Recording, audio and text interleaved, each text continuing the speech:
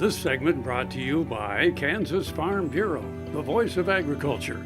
To join today or more information, go to kfb.org or find us on Facebook and Twitter. Welcome to Farm Factor. Up first today, Kyle Bauer and Isabella Chism talk about Ag Day and her role in the event. Hi, this is Kyle Bauer. I'm visiting with Isabella Chism.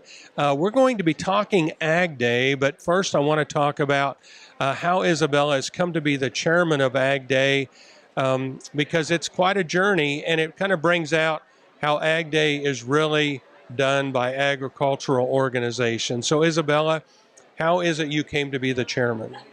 Well, it's an interesting path, and as many people, we wear many different hats. So I started out by being elected second vice president of Indiana Farm Bureau. Because of having that position, I was able to run for the Women's Leadership Committee vice chair position with American Farm Bureau. And then because of that position, I had a place on the board, if I wanted to accept it, on the Agriculture Council of America, which drives the National Ag Day event. And then I was elected as chair of the Agriculture Council of America for this year. Now, I want to make sure everyone understands all of those are unpaid positions. Absolutely. Yes, I'm a volunteer, what's called a volunteer leader. And I do this because this is my passion. It's what I love. I am a city girl married to a farmer, and I've learned what agriculture does, and it touches every moment of my life from birth to death.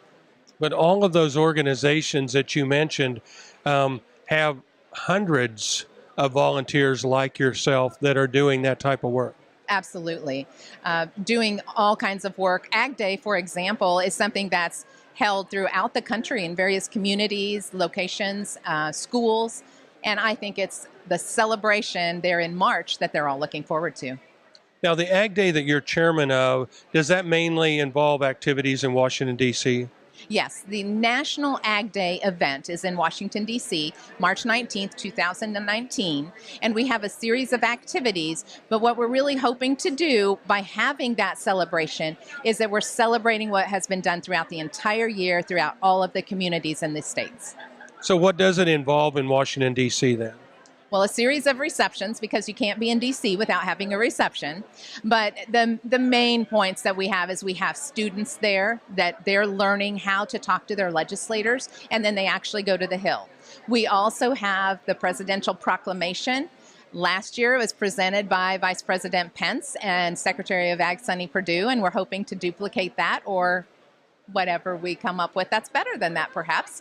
And then we also have our press club event. And what that is we are looking to have a series of young people come in, a group of young people come in and talk with the Ag Secretary, Sonny Perdue, and just have a conversation about the future of agriculture and what they're looking at and what they're seeing and what he's seeing, and as far as his role goes as well.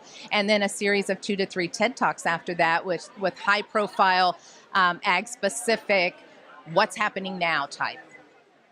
And how long will you be the chairman? I will be the chairman through this activity, so it's 1 year. We're visiting with Isabella Chism. She's from Indiana, but she's heading up the Ag Day celebration in Washington, D.C. this March. This is Kyle Bauer reporting. Back to you, Jamie.